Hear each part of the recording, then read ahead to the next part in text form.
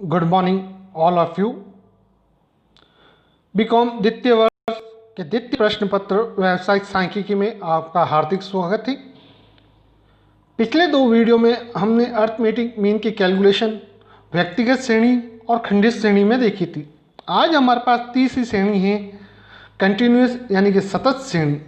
सतत श्रेणी में समांतर माध्य की गणना किस प्रकार की जाएगी इसको अपन इस वीडियो के माध्यम से देखेंगे। सतत श्रेणी के चार मेथड हैं जिनके थ्रू अपन अर्थमेटिक मीन की कैलकुलेशन कर सकते हैं। दो मेथड तो अपन ने पहले देख ही चुके हैं, डायरेक्ट मेथड, शॉर्टकट मेथड, जो हमने खंडित श्रेणी में भी देखे थे और व्यक्तिगत श्रेणी में भी देखे थे। सतत श्रेणी के अंदर दो और अतिरिक्त मेथड होते हैं जिनके आधार पर अपन अर्थमेटिक मीन की कैलकुलेशन कर सकते हैं। तीसरा मेथड पद विचलन रीति यानी स्टेप डेविएशन मेथड, और चौथा है आंकलन या योग रीति सबमिशन मेथड। किस चीज़ का ध्यान रखना चाहिए कैलकुलेशन करते समय? सतत श्रेणी में समांतर माध्य की गणना करने के लिए सर्वप्रथम वर्गांतर के मध्य मूल्य यानी x ज्ञात कर उन्हें खंडित श्रेणी में बदले देते हैं। इसके पश्चात खंडित श्रेणी की भांति ही प्रत्यक्ष लघु रीति की सहायता से समांतर माध्य की गणना की जाती है।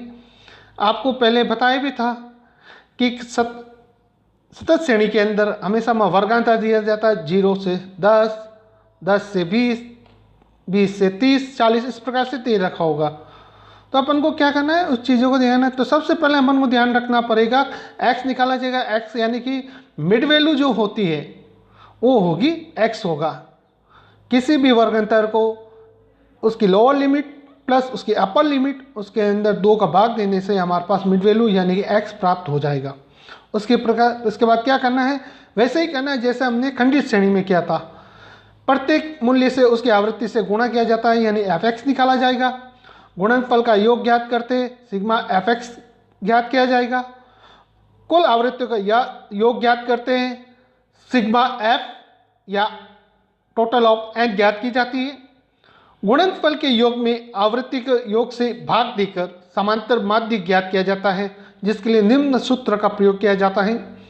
समांतर माध्य यानी x bar equal to sigma fx upon n। हमारे पास ये क्वेश्चन है जिसको अपन पहले डायरेक्ट मेथड से सॉल्व करेंगे। अब देखो इस क्वेश्चन के अंदर दे रहा height of trees less than दे रखा है और नंबर ऑफ ट्रीज दे रखी है।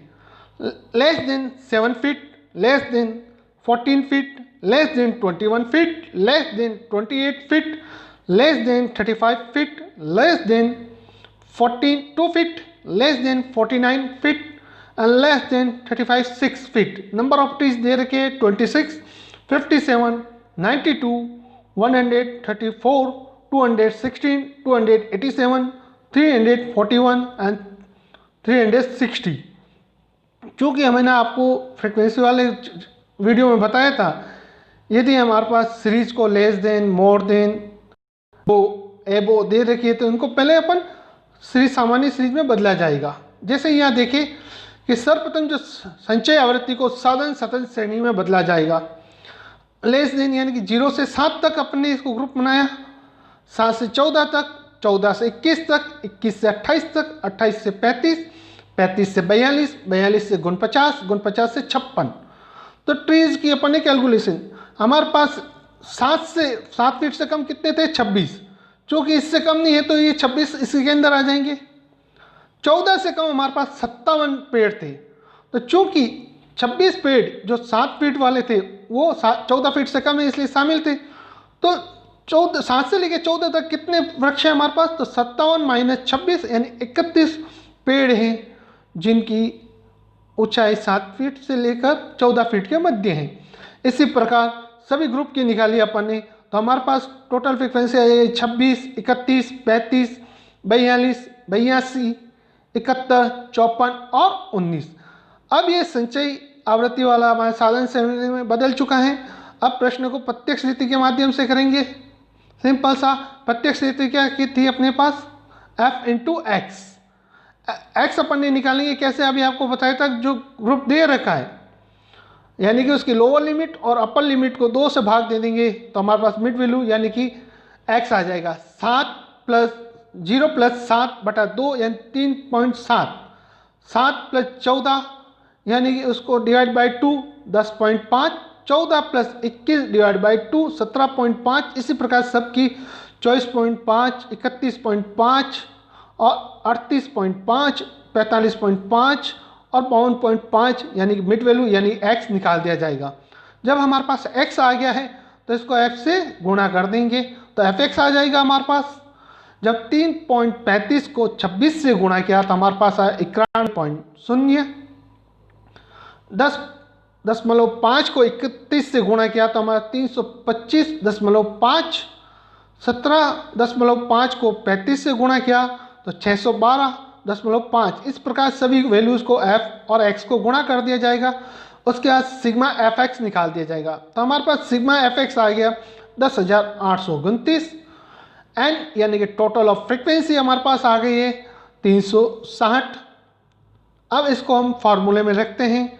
फार्मूला था हमारे पास x bar equal to sigma fx upon n।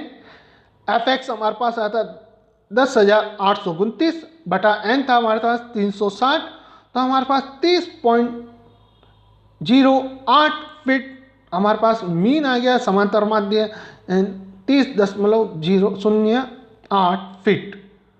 Next इसी प्रश्न को अपन लघु रीति यानी शॉर्टकट मेथड से देखेंगे। शॉर्टकट मेथड के लिए हमें क्या ध्यान रखना है, एक तो कल्पित माध्य निकालना अपन को, कल्पित माध्य की सहायता से dx निकालना अपन को,